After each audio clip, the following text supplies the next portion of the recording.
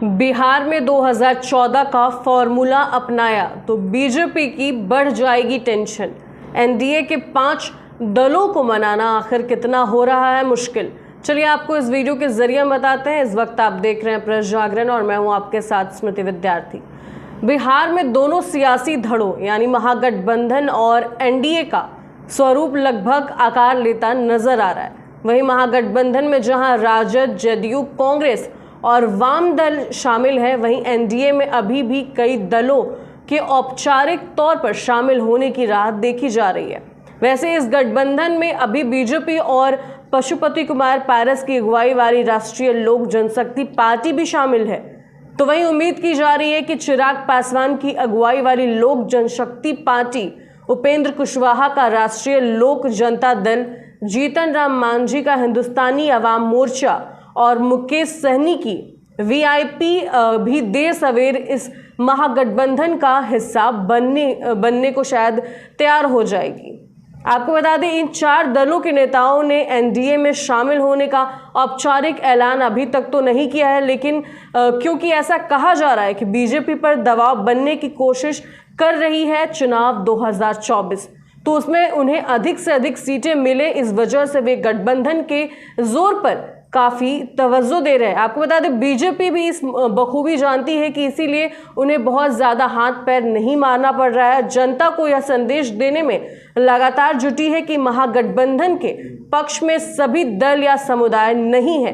तो वहीं बीजेपी दलित वोटरों को लेकर ज़्यादा सहज दिखाई दे रही है, इसीलिए वह पासवान, मांझी और सहनी पर डोरे डालने की कोशिश कर रहे हैं। तो आपको साथ ही बता दें, 2014 के फॉर्मूले पर बीजेपी आखिर क्या करने वाली है। सूत्रों के मुताबिक सीट शेयरिंग के मुद्दों पर बीजेपी 2014 के फॉर्मूले पर चलना चाह रही है। तो वहीं 2014 में 30 सीटें पर खुद बीजेपी ने उम्मीदवार उतारे थे, जबकि 10 सीटों पर सहयोगी दलों के उम्मीदवार उतरे थे। तब एनडीए में केवल 2 दल यानी लोजपा और रालोसपा भी सहयोगी दल थे। तो वहीं रामविलास पासवान की अगुवाई में लोजपा ने 7 सीटों पर चुनाव लड़ा था, जिसमें से 6 पर जीत हुई थी, जबकि उपेंद्र कुशवाहा की रालोसपा ने 3 सीटों में से 2 सीटों पर दर्ज हासिल की थी। बीजेपी ने 30 में से 22 पर जीत हासिल की। तो वहीं एनडीए को तब कुल 40 में से 31 सीट पर जीत हासिल हुई। साथ ही आपको बता दें कि 10 साल बाद आखिर किस तरह से परिस्थितियां बदल रही हैं। अब 10 साल बाद एनडीए की परिस्थितियां बदल चुकी हैं। सियासत के मौसम वैज्ञानिक कहलाने वाले रामविलास पासवान की लोजपा 2 भागों में बंट चुकी है। एक गुट भाई पशुपति पारस की अगुवाई में तो दूसरा चिराग पासवान की अगुवाई में। तो वहीं दोनों दल अधिक से अधिक सीटें मांग रहे हैं। सूत्रों के मुताबिक चिराग पासवान 6 लोकसभा, 1 राज्यसभा और 2 विधान परिषद की सीटों की मांग बीजेपी के सामने रख चुके हैं।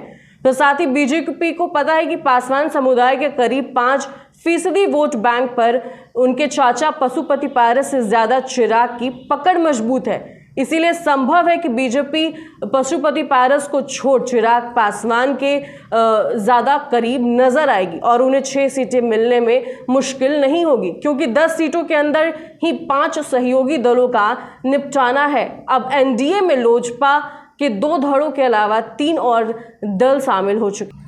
तो साथ ही आपको बता दें, मांझी, सहनी और कुशवाहा की स्थिति क्या है।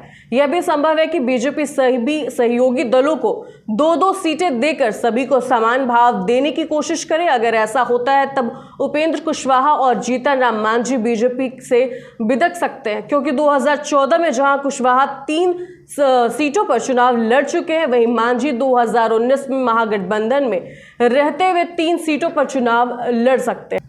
वहीं मांझी 2019 में महागठबंधन में रहते हुए 3 सीटों पर चुनाव लड़ चुके हैं। वहीं मांझी ने 5 सीटें मांगी थी, लेकिन जब महागठबंधन में उनकी मांग पूरी नहीं हुई तो वह उससे अलग हो गए। तो साथ ही कुशवाहा भी अपनी पार्टी का विलय जदयू में करा चुके हैं, लेकिन जब उप मुख्यमंत्री की कुर्सी नहीं मिली तो उन्होंने जदयू से अलग होकर फिर से नई पार्टी बना ली। इन दोनों नेताओं की कोशिश है कि एनडीए गठबंधन में अधिक से अधिक सीटों पर दाव ठोक कर उसे हासिल करे, लेकिन ऐसा होता नहीं दिख रहा है, क्योंकि बीजेपी उनके जनाधार को जानती है। तो वहीं मछुआरा वोट बैंक वाले इलाके में सहनी भी 5 सीटों की ताक में है। हालांकि बीजेपी किसी भी सहयोगी दल को नाराज नहीं करना चाहती है, क्योंकि इससे उसके खिलाफ संदेश दिया जा सकता है। खासकर बीजेपी पासवान, मांझी और सहनी के हर संभव अपने पाले में रखना चाहती है, ताकि दलित पिछड़ा विरोधी होने के आरोप को वह नकार सके। सूत्र यह भी बता रहे हैं कि बीजेपी सहयोगी दलों को खुश करने के लिए ज्यादा से ज्यादा सीटें भले ही दे दे, लेकिन उस पर उम्मीदवार बीजेपी का ही उतरेगा। आपके क्या राय है, आपका क्या कहना है, कमेंट सेक्शन में हमारे साथ जरूर शेयर करें और ऐसे ही पॉलिटिकल अपडेट्स और खबरों के लिए बने रहें।